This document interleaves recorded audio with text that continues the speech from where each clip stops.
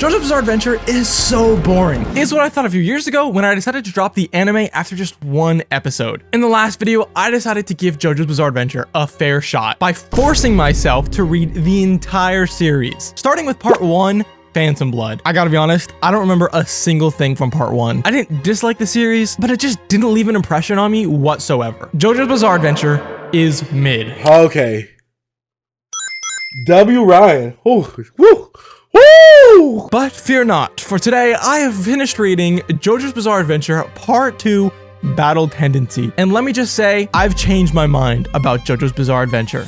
Hey, I just moved, so I don't have any manga back here. It's on its way. Okay, getting right into it, let's make a JoJo's Bizarre Adventure tier list. JoJo's Bizarre Adventure Part 1, that gets like a D tier for me. I don't even remember what happened in it. I'm not putting it in F. It wasn't like bad, but it wasn't good either. However, part 2, Battle Tendency, that goes up into the B tier. Actually, you know what? I'm feeling good today. It gets an A tier. You're welcome, JoJo's fans. But before we go any further, I want to show you the cool stuff GamerSupps sent me. Starting off with their brand new flavor. I don't know if I could say the name on YouTube, but they also got a caffeine-free version that kind of looks like manga. They also sent me their brand new waifu cup.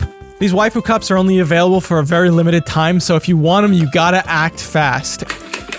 Oh, that's nasty. Oh my god. Even though it looks kind of gross, the flavor is actually a really interesting twist on blue raspberry. Wow, that's really good. Okay, that's actually really good. I also got sent this t-shirt, and I think if I go walking at night, I will be pretty safe. And they also sent me their brand new snack, their sus bars. Allergy warning, contains insect. It's got cricket protein in it. I don't know, that's kind of sus. But here's the taste test. Oh, wow. I was expecting it to be like kind of dry, but it actually just kind of tastes like a Rice Krispie treat. That's pretty good. Wow. Remember, if you want anything for yourself, be sure to use code CAPTAIN and get yourself 10% off at gamersupps.gg. The number one thing that stood out to me from part 2, other than part 1, was the characters. Part 2 had such interesting characters. They were characters who were flawed. They weren't perfect. In part 1, it seemed like all the characters were very one-dimensional. You know, JoJo in part 1 was very like goody two-shoes, very stereotypical good guy. And of course, Dio was stereotypical bad guy. But in part 2, JoJo was a rascal. And he was a funny rascal too. He does this thing where he like predicts what people are gonna say next. I love that. It was so satisfying every time it happened. Okay, so the story in part 2. There are these 4 pillar dudes that are believed to have been the ones to create the stone mask, like the one from part 1. And basically, these dudes want to wake up from their pillars and destroy the world, you know, stereotypical stuff. And it falls on our heroes to go on an adventure and fight these guys and save the day. By the way, I'm getting into spoiler territory now. So our heroes being Joseph's Joestar, the grandson of Jonathan Joestar. We've also got a brand new Zeppeli, and we've got Lisa, which, by the way, that plot twist I did not see coming. Was it necessary to the story? Maybe not really. And perhaps that's why I didn't see it coming. But hey, it was still cool anyways, I guess. Once again, Zeppeli has bitten the dust. And by the way, in part 1, I totally called that. I saw that coming miles away. In part 2, it wasn't as expected. Maybe I should have expected it. But honestly, I feel like part 2 Zeppeli, granted, he put up a really good fight. He charged into battle without his team, even though they told him not to. Confirmed Zeppeli mains Reinhardt in Overwatch. One thing that I thought was a bit weird in part 2 was the inclusion of the Nazis. Like, yeah, they were bad guys and nobody liked them, but they were still like heroes in all of this. I don't know about that one, Chief. As usual, the art in JoJo's Bizarre Adventure is just phenomenal. Look at this.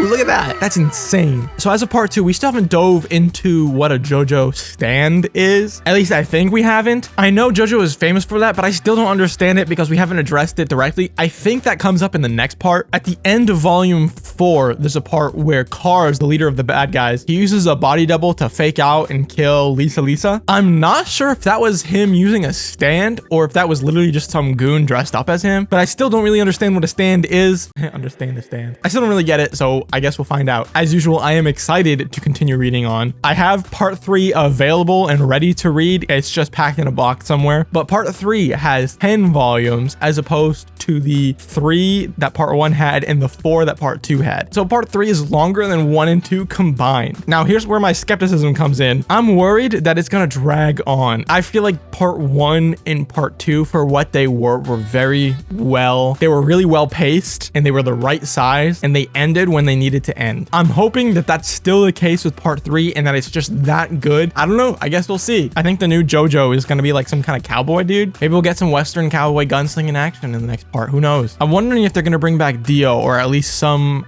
descendant of Dio or something like that. Again, I'm not really sure, but I'm excited to find out. One thing I did miss from part 1 was how brutal it was. In part 1, there were scenes that I loved where Dio just kind of like tore people up. There wasn't really a lot of that here in part 2. There was a little bit of that, but not as much as there was in part 1. Like in part 1, I remember Dio ripped somebody's jaw straight off their face. It was very graphic, but there wasn't really a lot of that in JoJo's part 2. All right, but I think that's gonna wrap it up for my review of JoJo's Bizarre Adventure Part 2 Battle Tendency. Man, these titles are such a mouthful. I'm excited to read part 3, and I'm gonna go ahead and do that right away, so you won't have to wait as long for the next video as you did from part 1, part 2. Like I said, I like the JoJo in part 2 a lot better than the one in part 1. So in the comments, let me know which part has the best JoJo. Let me know what you think. I'm excited to see the rest of them. And if you like this video and you want to see more like them, be sure to like and subscribe and hit that bell button to be notified every time I upload a new video. If you don't have JoJo's Bizarre Adventure for yourself, but you would like to get it, these are some amazing hardcovers. I'll leave some affiliate links in the description below so you can pick them up for yourself and in the process help support me directly. Thank you so much for watching. I'm Ryan, and bye.